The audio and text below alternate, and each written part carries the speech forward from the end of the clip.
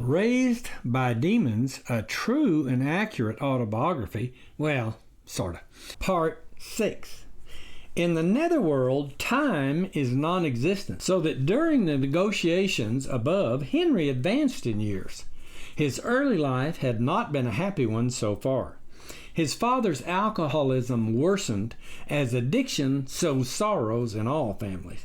As a result, his mother had her hands full with rehab centers, counselors, sanitariums, as well as trips back and forth to drying out clinics, so that much of the maternal role was shoved off on Henry's 4-year-older sister. She, meantime, had not the smallest interest in taking on the responsibility. A normal pre-teenager, her time and energy went towards activities such as slumber parties, dancing classes, sports, school functions, everything but dragging around a kid who might at any moment pick his nose in public. As a result, she became a bossy old maid, at least in the eyes of her younger brother, who resisted her at every turn. Their relationship soured into constant quarreling and bickering. To replace a missing father figure, or one unfit to imitate, a youngster must seek his role models outside the family, since that void cannot remain unfulfilled. Henry's first admired figure was a 2-year-older boy across the street who taught him such masculine essentials as smoking, drinking beer, cursing, and playing poker. However, there were other paternal instructors just as influential. For instance, saloon-inhabiting saddle tramps in Western movies with a dance hall gal on each arm who drank shots of whiskey one after the other and still outdrew the fastest villain, leaving him sprawled on his back in the street. Or World War II GIs who ran among artillery explosions wounded, got riddled by machine gun fire, and still piled Huns or Japs in heaps. A different type of hero, or heroine as it were, but still instructors in manliness, were girly magazines showing airbrushed pinups with implants, caked on makeup, the latest in plastic surgery, and dental work enough to fashion an Aphrodite. All these paternal instructors amalgamated inside Henry's head to advise him how to handle himself, especially in difficult situations. He learned what he should be, not what he was, which of course leads only to shame and regret. When he failed to live up to the false ideals, no quarter was shown either, so that he edged ever closer to despair. More on that later on. One blustery, gale-driven winter night, Henry and his sister shared the same bedroom, as much of the rest of the house was undergoing painting and the oil-based fumes were thought unhealthy. The brother and sister had gotten along poorly of late, and so they'd been sent to bed right after dinner by their mother following a spat over whose turn it was to wash or dry the dishes. Henry's sister occupied one side of the double bed, her blonde head propped against the headboard, where she'd been reading her school book and taking notes on the pad next to her. Henry stood across the room minding his own business in front of a space heater. He'd been warned to get back in bed away from that space heater already by his sister, but he ignored her. She tolerated the weight of tons of blankets on top of her, and he hated them. Besides, he was cold. The bedroom's uninsulated walls might as well have been made of cheesecloth as far as keeping out the blue northern that hit day before yesterday, or so their mother said. Without looking up from the floor, Henry felt his sister's critical glance now and then, but so what? The warmth on the back of his legs was none of the business of Missy Killjoy. In the mind of her brother, she'd become a villain on a par with the worst in the westerns he watched over and over. It wasn't long then before his imagination took over and he was in the barroom scene from the movie Shane, enduring the taunts of that meanest of all bad guys, Jack Wilson. "Step aside that thar campfire, pardner, if you know what's good for ye," warned his sister. She hadn't used those exact words, but she could have from that saucy tone of hers. "'Tain't tellin' ye again, pard. Hain't you got ears?" She hadn't said that either, but the way she slammed her school book shut was just as bad. Her brother's imagination, meantime, really took over after that. He saw her in a black outfit with tassels and a pair of six-shooters on each hip. In response, he spread his stance slightly, hands held out from the hips, wishing he'd worn the cap pistol and holster he got for Christmas. "You heard me, sodbuster. I said move away from that thar fire, and I don't mean next Halloween neither." She hadn't said that either, although she did say to step away from the space heater in a cross voice. He didn't move, as he no longer heard her voice anyway. He was listening to another, much more friendly one he'd grown used to. "Who does she think she is?" a voice asked, sounding offended. This was not the first time Henry had been spoken to like that, so he wasn't at all surprised. "Yeah, Missy Bossy Big Britches needs an attitude adjustment, if you ask me." Another one spoke up, though in a much gruffer, no-nonsense tone. The voices were not unknown to Henry. He'd grown accustomed to both by now. No one else could hear them, evidently, but he quit worrying about who they were or where they come from a long time ago. Why they chose him to speak to, he had not the slightest idea, nor did he care. One night, as he lay shivering, listening to his mother and father screaming at one another through the walls, the voices spoke to him as natural as strangers on a West Texas street corner say howdy and carry on like best buddies. At the time, they hadn't said anything particularly reassuring or comforting, but their company let him know he wasn't by himself, and the fear left him. After that, they became like best friends in other ways as well. Whenever he got caught doing something bad, like, say, telling a lie, the voices would brush it off and call the finger-wagging nitpicker an old fuddy-dud or something similar. In a way, the two voices became like family. In response to his sister's third demand to step away from the space heater, he edged half a step back, the way he'd seen dozens of gunfighters do, while his inner ear kept attuned to instruction from the voices. He'd learned to depend on them for how to behave. He'd even given them names to keep them separate. The gruffer of the two he called Croaker, but the more encouraging, likable one was Snuffer.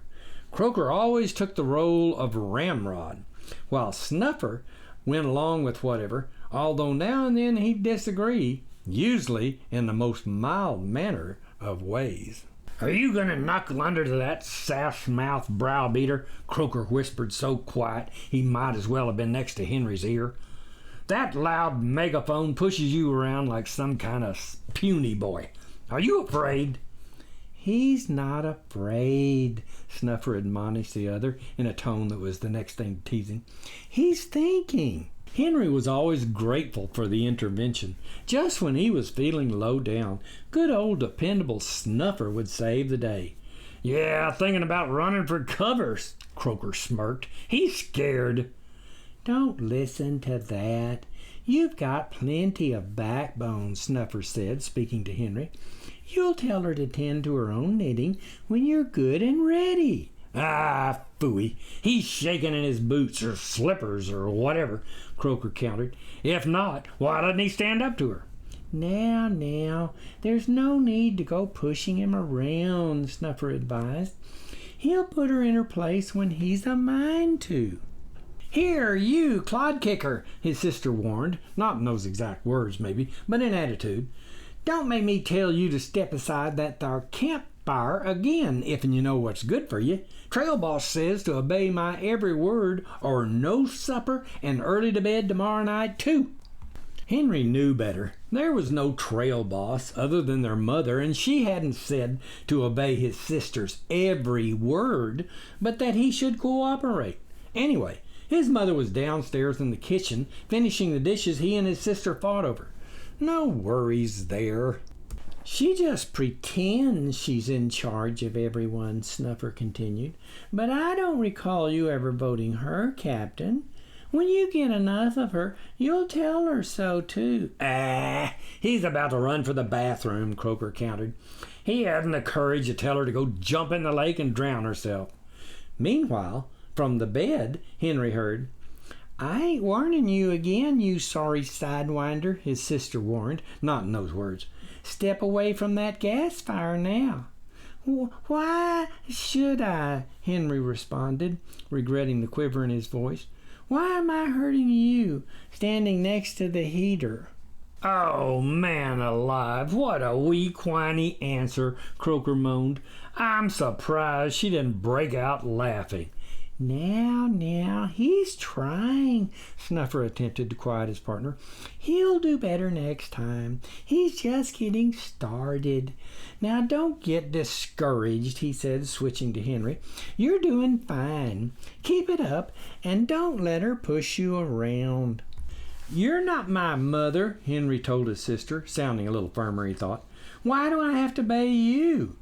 On account I said so, backshooter. His sister set her book beside her on the bed. Now jump to it, you slithering, heel-biting copperhead. First, Henry stammered at whatever she'd said, tell me what's wrong with me standing next to this heater. What about them PJs you wearing, cow smoocher? Notice anything about them ugly horse-apple jammies you got on? She hadn't really called the grenade designs on his pajamas horse apples, as she knew they were his favorite army pajamas. But in everything she said, he heard nothing but insults. They're too big for you, she went on. You look a string bean in a burlap bag, is what I say. Now step aside that gas heater like I told you. Henry looked down at his pajamas. So what if his mother bought the next size up, as the store was out of the ones that fit him, and he rolled up the sleeves and cuffs? I like them big, he defended himself. No, you dunce, they're flannel. So you might as well be outfitted in black powder with a fuse of that heater, dummy. Ain't you heard the sheriff say to keep away from that thar heater? It hadn't been the sheriff either. He'd overheard their father warn to stay away from the gas heater, and that once both he and his sister were in bed, ready to go to sleep, he'd turn it off. If and you don't move away from that thar fire, mister, his sister threatened, in tone, not in those words, I'm calling the trail boss, and that'll mean bye-bye supper tomorrow night. But Henry was listening elsewhere. Whoa, who's she trying to scare now? Croaker hooted in a scornful snicker. Is he just going to stand there and take that? Has he no guts, no backbone? He's so scared of her he can't talk. Oh, now, he's not scared either, Snuffer countered in a mellow rebuke. There's such a thing as restraint is all. Once he gets tired of her putting on airs, then he'll tell her off. Just you watch. Ha! I believe it when I see it. Not mind your own business, Henry murmured to his sister, too softly to be heard. Yeah, what a weak effort, Croaker groaned. I could barely hear him, much less her. Has she ever got him buffaloed? Buffaloed? Oh, I don't think so, Snuffer countered. He's just waiting for the right moment, that's all. Have patience. Patience, phooey. More like never happen, you mean. Let's not be too harsh. He'll tell her off soon enough. While this back and forth was going on in the background, Henry heard his sister scolding him. He wished she'd leave him alone. Why must she always stay after him, telling him what to do and what not to do? Ain't telling you again to step off from that fire, cowboy, his sister warned. Okay, you asked for it. I'm calling the trail boss on the count of 3. Henry glared at his older sister as if she'd really said those words, which she hadn't, or even close, except for threatening to call their mom. This is your last chance. 1, she threatened. Now step aside. He'll fold, Croaker sneered. His knees are shaking already. No, he won't fold either, Snuffer argued. Once he gets enough, he'll stand up for himself. 2, his sister strung the word out as if the final chance. He's wilting, Croaker cried in near joy. He's done for, finished. No, he's not, Snuffer countered. And just to show you, he'll move even closer to that heater. So close, that'll really show her who's boss. You watch. Henry squared his shoulders and tucked his chin. If only he'd brought along his Red Ryder firearm that fired a whole roll of caps. 3, "Trail, boss," she called loud enough to be heard throughout the house. "Come quick. Henry won't do as I say again." She smiled, that smarty grin of hers. "Uh-oh," she mused. "What's that I hear? Footsteps on the stairs." "You can't tell me what to do," Henry said with all the defiance he could muster, and stepped back closer than ever to the gas heater. "No, Henry, no, don't." Henry's pajama legs ignited with a subdued poof in a single blue flame from his heels to his hips. Fire surrounded him to the waist like an outer garment of flame. Screaming a teapot shriek, he leaped out of the blaze, or tried to, and ran in a circle, flamming the conflagration ever brighter. He dashed to the bedroom door as a roaring sheet trailed him. Seemingly of its own accord, the bedroom door opened as a form filled the opening. Both his mother's arms shot straight out, stiff-arming her son backward off his feet onto a throw rug as she dropped to her knees, rolling him up in the heavy fabric. She then lay atop the bundle, preventing the thrashing, screaming boy from undoing the tube. "Ambulance!" his mother yelled at her stricken, stiff daughter. "Now! Tell your father! Go, I said!" "Ah, bad luck that," Snuffer lamented. "A few seconds more and he was cooked." "Bah! His mother, the old snoop, ruined it all, or he was done for." "Well, look on the bright side, boss," Snuffer consoled the other. "He did as we told him. He stepped back. We'll do better next time." You and your Pollyanna attitude," Croker snarled. "It's easy for you to say, since I'm the one who has to go back and report this to Sublord Chance Medley. Too bad you can't go instead." Cheer up, boss. Just tell the chief we got a good start. The kid got lucky is all. We'll get him next time." Henry wasn't sure if he'd heard Snuffer and Croker talking or dreamed it, as everything inside his head was a mix-max of pain, voices, regrets, memories, and fears. Later on, he was told what happened after the fire was put out. His sister had run from the room as his mother unrolled the throw carpet to find her son unconscious and breathing in short gasps. She hadn't had time to closely examine the lower half of his blackened body with its patches of reddish red and white sores under the loose bubbled flesh. She picked him up inside the carpet and carried him downstairs at the sound of an approaching siren. "See if you're still so happy-go-lucky," Croker told his partner, "after I tell Sublord Chance Medley this was your fault." "Mine?" Snuffer whined. "Why mine?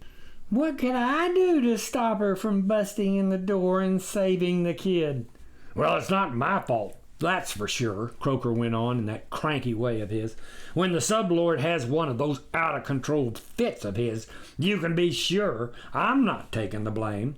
"Here now, keep your chin up, boss," Snuffer said cheerfully. "That kid was cooked over half his body with 3rd degrees at least, and those melted plastic fibers from the flannel release toxic chemicals into the bloodstream.